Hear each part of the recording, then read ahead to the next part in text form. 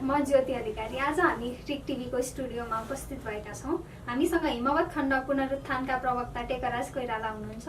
उहाँले अन्तर्राष्ट्रिय सम्बन्धमा स्नातकोत्तर गर्नुभएको छ। स्वागत छ। हजुर नमस्कार। अस्तिको अन्तर्वार्तामा हामीले हिमवत खण्डबारे चर्चा गऱ्यौँ, यसको उद्देश्यबारे, यसको महत्त्वबारे चर्चा गऱ्यौँ। त्यसमा तपाईँले उठाउनु भएको एउटा मुद्दा पर्यावरणीय परिवर्तन पनि हो। सर्वप्रथम पर्यावरणीय परिवर्तन भनेको के हो, यसले कस्ता किसिमका समस्याहरू निम्ति आइरहेको छ? धेरै धेरै धन्यवाद ज्योतिजी, तपाईँको च्यानललाई पनि विशेष धन्यवाद। अस्तिको अन्तर्वार्तामा हामीले यो हिमवत खण्ड पुनर्जागरणको सम्बन्धमा उद्देश्य, महत्त्व र यो सम्बन्धी विस्तृत रूपमा हामीले कुरा गरेका थियौँ र त्यसमा मैले एउटा अत्यन्त महत्त्वपूर्ण कुरा पर्यावरणीय परिवर्तन भन्ने त्यो कुरा पनि मैले उठाएको थिएँ। त्यसैमा आधारित रहेर तपाईँले जिज्ञासा राख्नु भएको छ। यसमा विशेष गरी यो वैश्विक तहमै पर्यावरणीय परिवर्तनको असरहरू अहिले देखिरहेको छ।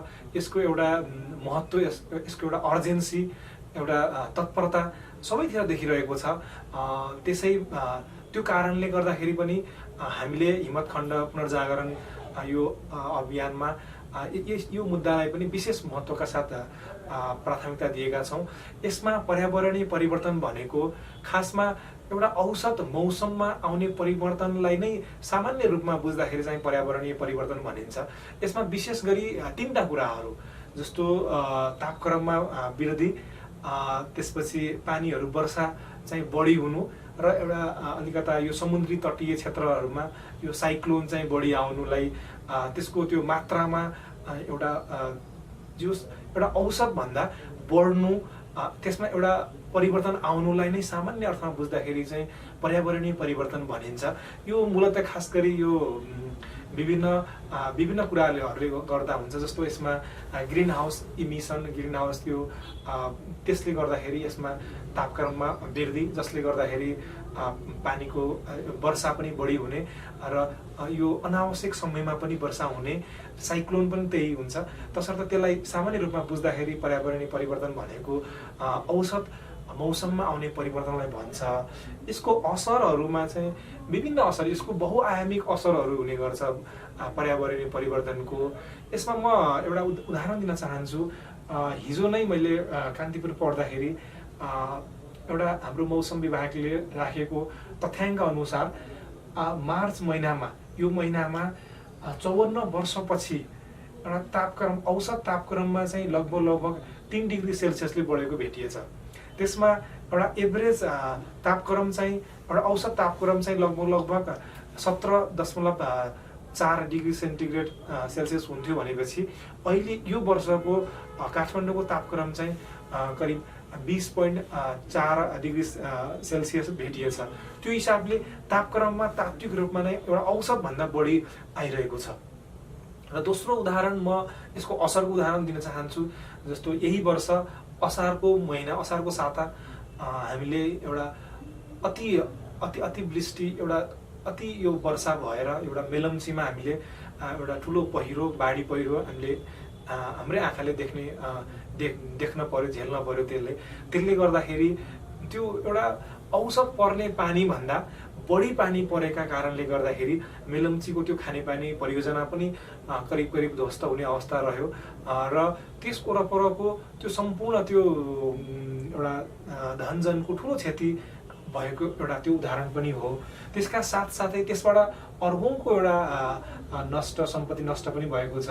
र अर्को कुरा, जस्तो असोजको महिना, यही वर्षको असोजको महिना बेमौसमी पानीले गर्दाखेरि तराईको जिल्लाहरूमा धान बाली चाहिँ ठुलो संख्यामा धान बाली नष्ट पनि भएको उदाहरण छ हामीसँग यसै वर्ष, जसमा एउटा त्यो तथ्याङ्क हेर्दाखेरि करिबन टोटल जिडिपीको, नेपालको टोटल जिडिपीको 1% जिडिपी चाहिँ त्यसबाट अन्न बालीहरू नष्ट भएको अवस्था छ। किसानहरू त्यसरी एकदमै प्रत्यक्ष त्यसको एउटा असरमा उनीहरूलाई त्यो इम्प्याक्ट परेको अवस्था छ। यसरी एउटा टेम्परेचर, एउटा तापक्रम वृद्धिले गर्दाखेरि हिमालय क्षेत्रको हिउँहरू एउटा पग्लिने, जसले गर्दाखेरि बाढी पहिरोहरू, बेमौसमी बाढी पहिरोहरू आउने र एउटा वर्षा पनि एकदमै अत्याधिक वर्षा हुने र एउटा समुद्री तटीयको कुरा गर्दाखेरि पनि साइक्लोन पनि त्यही स्तरमा एउटा औसतभन्दा बढी देखिरहेको छ। र एउटा अर्को उदाहरण पनि म दिन चाहन्छु। जस्तो तथ्याङ्क अनुसार के भनिएको छ, एउटा प्रिडिक्सन के गरिएको छ भन्दाखेरि 2050 सम्म हामीभन्दा नेपालभन्दा लगभग 27 किलोमिटर दूरीमा रहेको बङ्गलादेश जुन चाहिँ समुद्री तटीयमा पर्छ, बङ्गलादेश 2050 सम्ममा उनीहरूको समुद्री तट लगभग करिब 20 इन्च बढेर करिबन उनीहरूको 10% जति भूभाग चाहिँ त्यो समुद्रको तट बढेर त्यो डुबानमा पर्ने र करिबन 18 मिलियन जनसङ्ख्या चाहिँ त्यसबाट एउटा प्रत्यक्ष असरमा पर्ने, उनीहरूले बसाइ सर्नु पर्ने भन्ने एउटा डाटाहरूले प्रेडिक्सन गरेको छ। जसमार्फत एउटा हाम्रै लगभग धेरै नजिकको देशमा जो हिम्मत खण्डकै एउटा देश पनि पर्दछ, त्यसमा यस किसिमको समुद्री तापक्रम जस्तो एउटा सम्पूर्ण एउटा वैश्विक रूपमै नै तापक्रममा आउने फेरबदलले एउटा हरेक कारणले समुद्री सतह बढेर त्यो किसिमको भयावह अवस्था आउँदाखेरि यो क्षेत्रको यो नेपाल पनि यही क्षेत्रको र अन्य भूभागमा पनि त्यसले ठुलो असर पार्ने देखिन्छ। तसर्थ समग्रमा एउटा पर्यावरणीय परिवर्तनले बहुआयामिक असरहरू पार्ने देखिन्छ, पारिस्थितिक पद्धतिमा असर पार्ने देखिन्छ, जसले गर्दाखेरि किसानहरूलाई एउटा कृषि पेसामा आबद्धहरूलाई प्रत्यक्ष असर पार्ने, एउटा जैविक विविधतामा पनि एउटा ह्रास ल्याउने देखिन्छ। यसरी समग्रमा पर्यावरणीय परिवर्तनले सबै क्षेत्रमा चाहिँ असर पार्ने देखिन्छ। यसमा चाहिँ तपाईँहरूको संस्थाले चाहिँ संस्थागत रूपमा कस्तो किसिमको काम गर्न सक्नुहुन्छ होइन, अनि योजना चाहिँ कस्ता बनाउनु भएको छ? धन्यवाद, निकै महत्त्वपूर्ण प्रश्नहरू सोध्नुभयो। यसरी वैश्विक रूपमा नै यो वैश्विक क्षेत्रीय तथा एउटा स्थानीय एउटा स्तरमा नै जसरी पर्यावरणीय परिवर्तनले असरहरू पारिरहेको छ, त्यसमा हाम्रो हिम्मत खण्डको पुनर्जागरण त्यो अभियान पुनरुत्थान अन्तर्गत हामीले पनि आफ्नो तहबाट कामहरू गर्ने भनेर विभिन्न योजनाहरू बनाइ पनि रहेका छौँ। यसमा विशेष गरी अब यसको असरहरू बहुआयामिक हुने भएको हुनाले यसको निराकरण पनि बहुआयामिक रूपमा नै गर्नुपर्ने जरुरी हामीले देखेका छौँ। त्यसमा विशेष गरी दुईटा, जस्तो एउटा टप डाउन एप्रोच, जस्तो माथिल्लो निकायबाट नीतिगत रूपमा तल्लो तहसम्म आउने, र बटम अफ एप्रोच भन्छ, जस्तो तल्लो तहकोलाई विशेष प्राथमिकता दिएर माथिल्लो तहसम्म पुग्ने। टप डाउन र बटम अप एप्रोच दुईटै एप्रोचमा सँगसँगै काम गर्न पर्ने भन्ने हाम्रो चाहिँ एउटा निक्योल छ। त्यसमा विशेष गरी जस्तो स्थानीय कुरा गर्दाखेरि, जस्तो पर्यावरणीय परिवर्तनबाट त एउटा स्थानीय स्तरको एउटा विद्यार्थीदेखि लिएर एउटा कृषकदेखि लिएर सबै तबकाका मान्छेहरूलाई असर पार्ने कुरा हो। त्यसरी एउटा स्थानीय तहमा, स्थानीय स्तरमा एउटा कसरी एउटा मान्छेहरूको व्यवहार चेन्ज, बिहेभियरल चेन्ज, जस्तो एउटा अत्यन्त महत्त्वपूर्ण कुरा के छ भन्दाखेरि क्लाइमेट चेन्ज, यो पर्यावरणीय परिवर्तनमा सबभन्दा महत्त्वपूर्ण कुरा पर्यावरण परिवर्तन मैत्री हुनको लागि मानिसहरूको, सबै तहका मानिसहरूको व्यवहारमा त्यो पर्यावरण मैत्री व्यवहारमा परिवर्तन आउन जरुरी छ। र त्यो सँगसँगै त्यो जरुरी चाहिँ त्यो पर्यावरण मैत्री त्यो व्यवहार मानिसमा परिवर्तन आउनको लागि एउटा के हामीले सचेतना जगाउने छौँ। त्यसमा सचेतना जगाउँदाखेरि नै त्यो व्यवहारमा परिवर्तन आउने हो।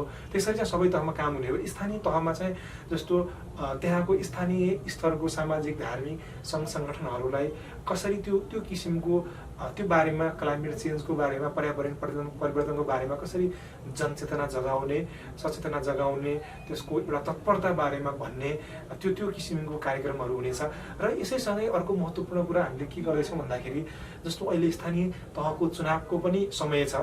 यसमा स्थानीय तहमा एकदमै महत्त्वपूर्ण ठाउँमा बसेर काम गर्ने भनेको स्थानीय निकायको पदाधिकारीहरू पनि हुन्।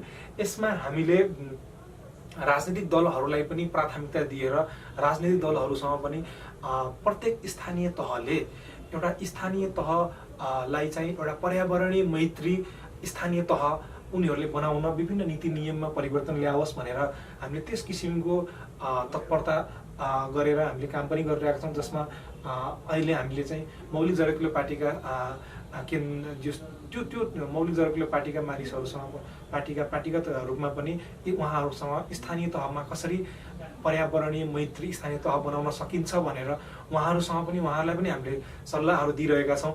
यसरी पार्टीगत रूपमा पनि स्थानीय तहलाई त्यो कसरी गर्न सकिन्छ भनेर पनि गर्दैछौँ।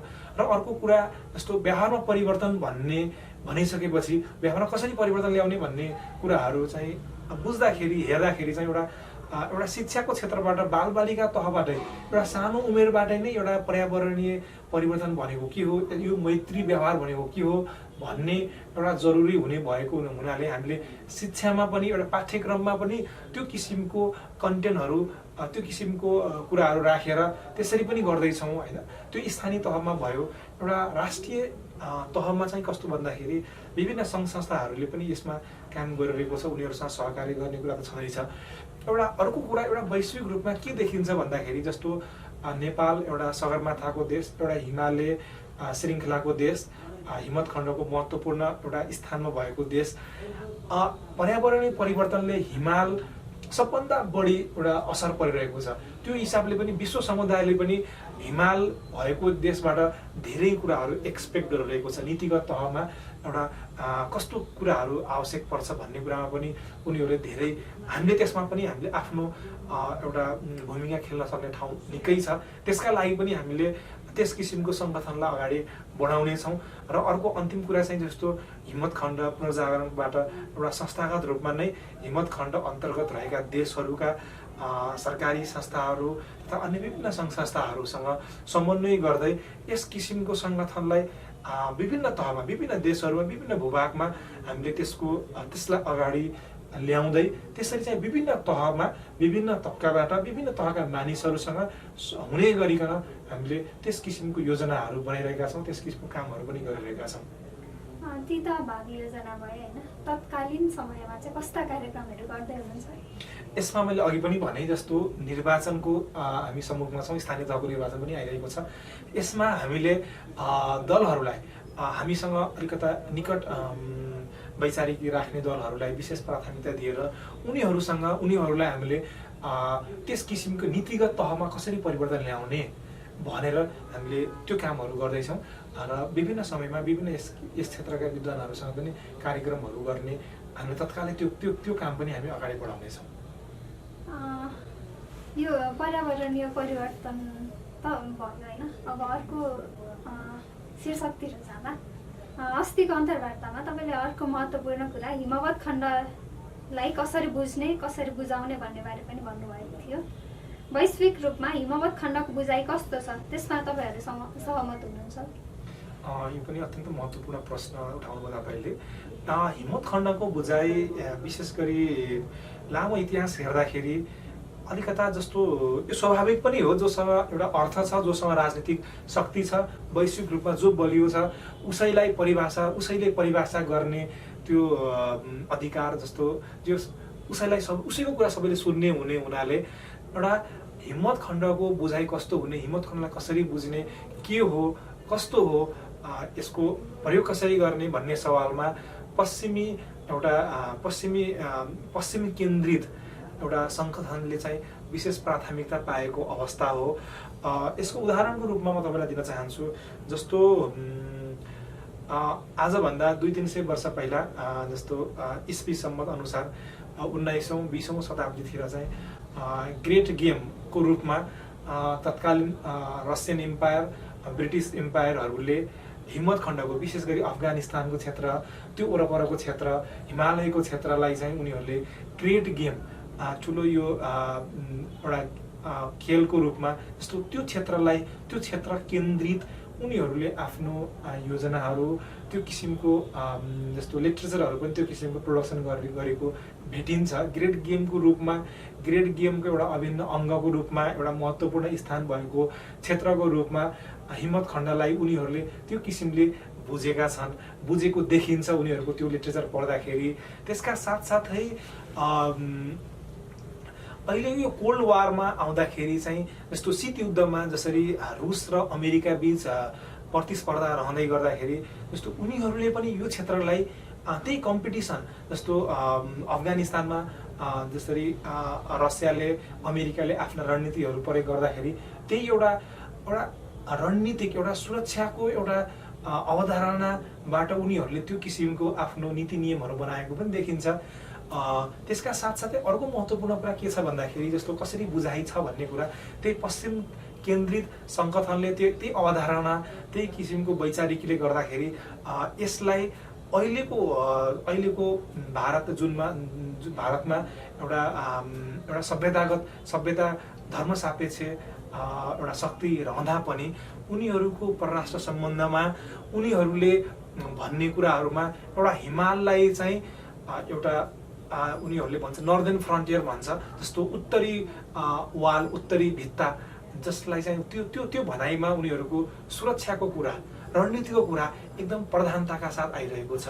उनीहरूले त्यो कुरालाई निरन्तरता दिइरहेका छन् र त्यसै गरी उत्तरी छिमेकी चीनको पनि कुरा हेर्दाखेरि जस्तो तिब्बतलाई चीनले लैसकेपछि त्यो क्षेत्रलाई उनीहरूले पनि एउटा सुरक्षा संवेदनशीलताको रूपमा हेरिरहेको देखिन्छ र उनीहरूले आर्थिक तथा सुरक्षा संवेदनशीलता रणनीतिक रूपमा नै बढी बुझिरहेको पनि देखिन्छ। जबकि भारत तथा चीन यो भूभाग हिमत खण्डकै एउटा जस्तो त्यो हिमत खण्डमा एउटा आफ्नो भूमि पनि भएको देशहरू भए तापनि एउटा महत्त्वपूर्ण स्थान भएका देश हुँदा पनि एउटा पश्चिम केन्द्रित विचारधाराबाट उनीहरू पनि प्रभावित छ। एउटा वैश्विक रूपमा नै सुरक्षा तथा रणनीतिक अवधारणालाई चाहिँ प्राथमिकता दिएको छ जो विशेष गरी तिनीहरूले चाहिँ। तपाईँले भन्नुभएको जस्तो हिमवत खण्डको बुझाइले नेपालको परराष्ट्र सम्बन्धको बुझाइमा के कस्तो प्रभाव पार्न सक्छ अनि अहिले भइरहेको परराष्ट्र बुझाइमा कसरी फरक आउँछ? यसमा पनि जस्तो के छ भन्दाखेरि जस्तो मैले अघि पनि भने पश्चिमी केन्द्रित विचारधारा पश्चिमी केन्द्रित बुझाइ अहिले पनि त्यो कायम छ हिमत खण्डको बुझाइमा। तर एउटा हामीले मान्ने कुरा के हो भन्दाखेरि हिमत खण्ड जुन एउटा भूभाग छ जुन स्थान छ यो एउटा मानव सृष्टिका हिसाबले पनि एउटा धर्म संस्कृति संस्कार एउटा सभ्यतागत रूपमा पनि अत्यन्त महत्त्वपूर्ण स्थान भएको क्षेत्र हो भनेर हाम्रो बुझाइ छ। त्यो हिसाबले पश्चिमी बुझाइसँग हाम्रो त्यहाँ तादात्म्यता देखिँदैन, हामी चाहिँ त्यसमा सहमत छैनौँ पश्चिम केन्द्रित बुझाइमा। र त्यो एउटा हिमत खण्डको एउटा सभ्यतागत मूल्य मान्यता एउटा जुन एउटा जैविक विविधता छ त्यति मात्र होइन एउटा विभिन्न सांस्कृतिक धार्मिक रूपले विविधता छ सभ्यतागत विविधता छ त्यो विविधतालाई हामीले अगाडि बढाउने हामीले नीति लिएका छौँ। त्यस हिसाबले हामीले हाम्रो परराष्ट्र नीतिलाई पनि त्यसरी नै त्यो अनुकूलताका साथ लिनुपर्छ भनिरहेका छौँ। यसमा म एउटा उदाहरण दिन चाहन्छु। म केही दिन अगाडि म एउटा जस्तो भारतीय एउटा पूर्व विदेश सचिव निरुपमा राव उनी चाहिँ दोस्रो महिला विदेश सचिव पनि भएकी थिइन्।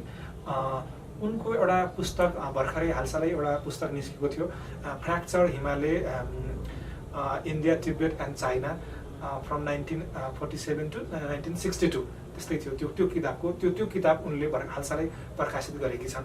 त्यसमा पनि उनले एउटा के भनेको छन् भन्दाखेरि स्पष्ट रूपमा हो नेपाल र भारतका बीचमा बहुआयामिक सम्बन्ध छ जस्तो राजनीतिक आर्थिक सांस्कृतिक सभ्यतागत हरेक आयामको सम्बन्ध छ।